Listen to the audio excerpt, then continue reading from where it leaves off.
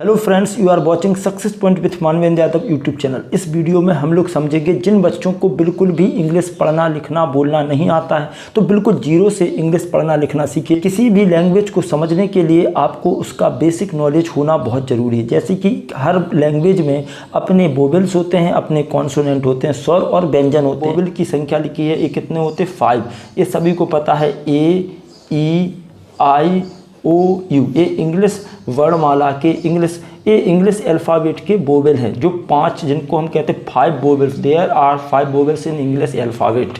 And consonant की संख्या कितनी है? बी से लेकर के जेड तक की, यानी कि इनकी संख्या होती है 21। बिकॉज इंग्लिश वर्णमाला में, इंग्लिश अल्फ़ाबेट में 26 टोटल लेटर होते हैं, जिसमें से 5 वोवेल हैं प्लस 21 आपके क्या होंगे? कॉन्सोनेंट। तो ये सबसे सरल लैंग्वेज है, बहुत आसानी से इसको सीखा जा सकता है। बस थोड़ा सा आपको पेशेंस की ज़रूरत है और थोड़ा चीज़ों को समझने की। वोवेल की संख्या ए, ई, आई, ओ, यू 5 है। कॉन्सोनेंट की संख्या बी से लेकर के जेड तक की है, यानी कि ए, ई, आई, ओ, यू को छोड़ के बाकी सारे कॉन्सोनेंट हैं।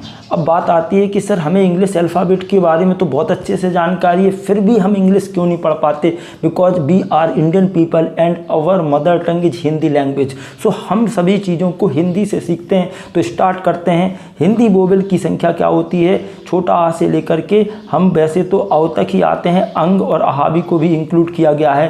तो छोटा आ से हम क्या बनाते हैं? ए, यानी कि छोटा आ के लिए इंग्लिश में ए का यूज होता है।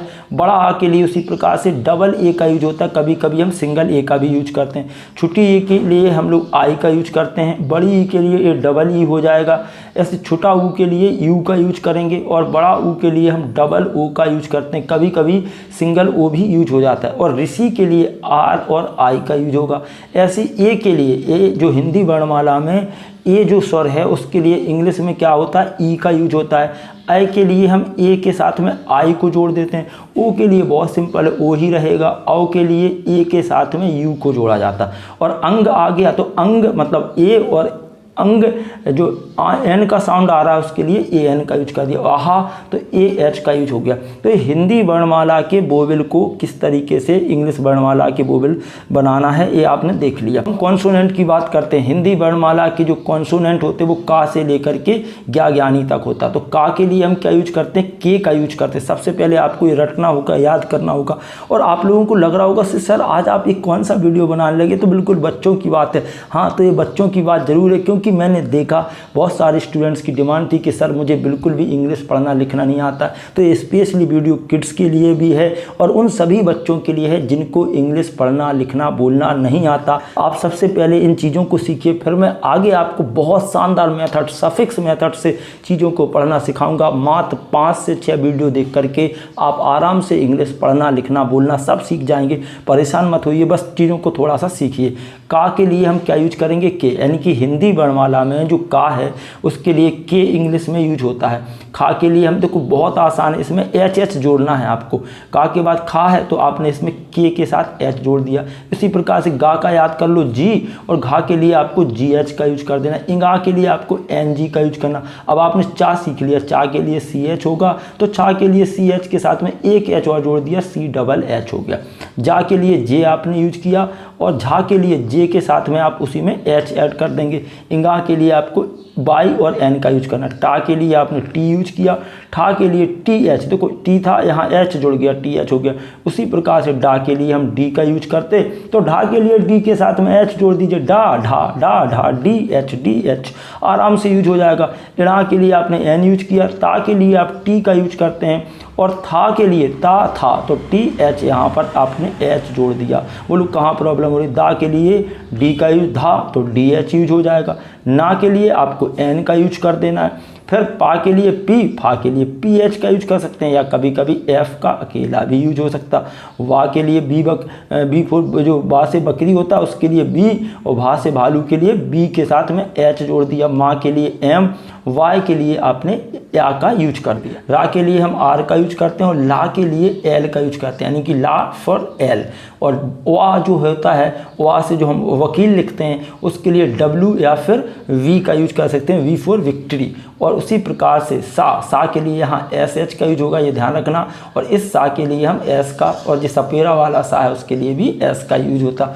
हा के लिए आपको एच का यूज करना है। छत्र के लिए आप याद रख लें KSH का यूज होगा। त्रा के लिए TR और ज्ञा के लिए GY का यूज होगा। वोवेल के द्वारा होने वाले उच्चारण, जो वोवेल हैं जिसको हम लोग बाउल भी कहते हैं, स्वर के द्वारा होने वाले उच्चारण, तो इसमें क्या है, छोटा आ के लिए अभी आपने समझा ए का यूज होता है और बड़ा आ के लिए भी कभी कभी ए का यूज होगा, और जो बड़ा आ का जो डंडा है उसके लिए भी ए का यूज होगा, यानी कि जिसको मात्रा कहते हैं।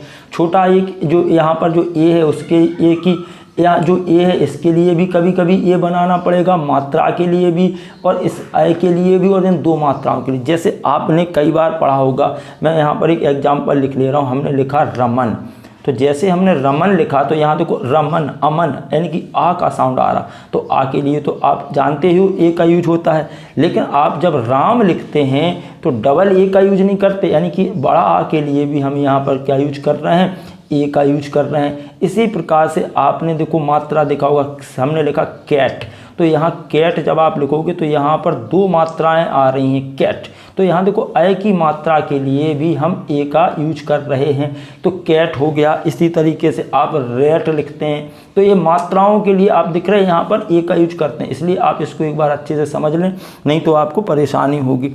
अब आगे बढ़ते हैं। छोटा आ के लिए कभी कभी ई का यूज होता है, ये आप सुन के बड़े सरप्राइज हो जाएंगे। जैसे आपने पढ़ा होगा, वर्ड लिख लिया पीस, तो यहाँ पर क्लियर हो गया, पीस में तो कोई दिक्कत नहीं। पीस यानी कि यहाँ पर बड़ी की मात्रा पहले ही से आ रही है, तो हमने ये कह दिया। पीस का एक ऐसा भी लिखाया था PIEC, तो यहाँ छुट्टी की मात्रा के लिए हम आई और ई का यूज कर दे रहे हैं। इसी प्रकार से आप आगे बढ़ें, तो जैसे आपने पढ़ा किट, तो किट मतलब छुट्टी के लिए आई का यूज हो रहा है। किट के साथ आप पिट कर सकते हो, यानी छोटा आई के लिए आई का यूज हो रहा है।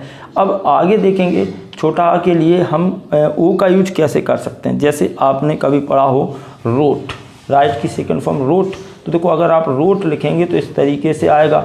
ओट, ओ की मात्रा के लिए हमने यूज किया, यहाँ पर ओ की मात्रा के लिए ओ का यूज कर दिया, तो ये तो क्लियर है, और ये ओ के लिए आता ही है।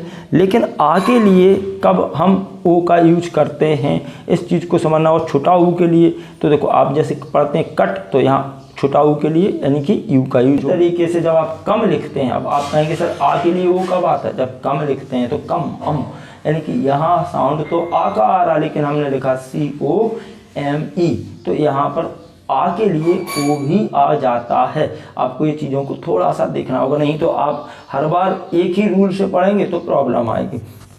अब जैसे आ के लिए यू, आप देखें कट, तो यहाँ पर आ के लिए क्या यूज हो रहा, तो यहाँ देखो कट, यहाँ मैंने इसको यहाँ गलत लिख दिया, कट यहाँ आएगा। कट के लिए आपने देखा कट, कट अट, यानी कि आ का साउंड आ रहा, और आ के लिए आपने यहाँ पर यूज किया। जैसे हट के लिए भी आप यहाँ पर यू का यूज कर रहे हैं, तो ऐसे फुट, अब यहाँ फुट लिखा, देखो फुट, अब है तो ये छोटा ऊ की मात्रा, लेकिन हम यहाँ पर डबल ओ का यूज कर रहे हैं। तो आपको इन वोवेल्स को एक बार अच्छे से समझ लेना है। कॉन्सोनेंट के द्वारा होने वाले उच्चारण, तो बा के लिए हम लोग क्या करते हैं, बी बनाते हैं, और का और सा दोनों के लिए सी का यूज होता है, इसलिए आपने पढ़ा होगा केमिस्ट्री,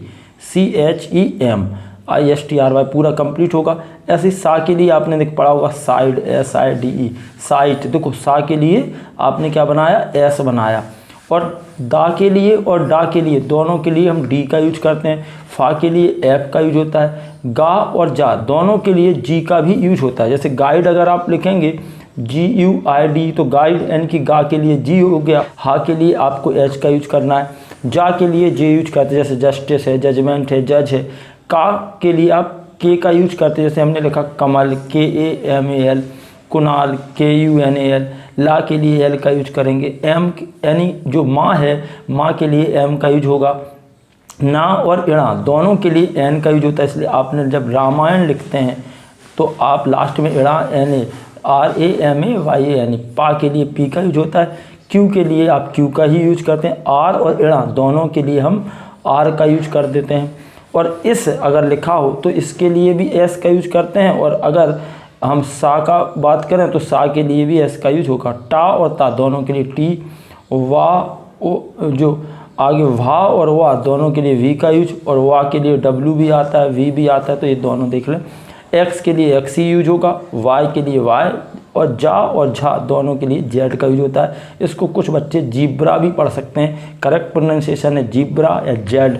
फिर हम लोग जेब्रा भी पढ़ते हैं। तो आप देख रहे हैं आज जा के लिए हमने किसका यूज किया, जेड का, GEVRA, यानी कि ZEBRA, जेब्रा आप बोलते हैं। माय डियर स्टूडेंट्स, इस वीडियो में आप लोगों ने सीखा कैसे हिंदी वर्णमाला के स्वर और व्यंजनों को इंग्लिश में ट्रांसलेट करते हैं। सबसे पहले आप इस चीज़ को सीख लीजिए। इसके बाद मैं इसकी पूरी सीरीज देने जा रहा हूँ जिससे आप आसानी से घर बैठे इंग्लिश पढ़ना लिखना बोलना सीख सकते हैं। और अगर आपको ये वीडियो अच्छा लगा हो तो एक दिन के लिए अपने व्हाट्सएप स्टेटस पर जरूर लगा लीजिए। वीडियो को ज़्यादा से ज़्यादा शेयर कर दीजिए ताकि और भी लोग जो इंग्लिश पढ़ना लिखना नहीं जानते हैं वो भी इस चीज़ का लाभ ले सकें, वो भी सीख सकें। Thank you so much. मिलते हैं नेक्स्ट सीरीज में, तब तक के लिए मस्त रहें, व्यस्त रहें।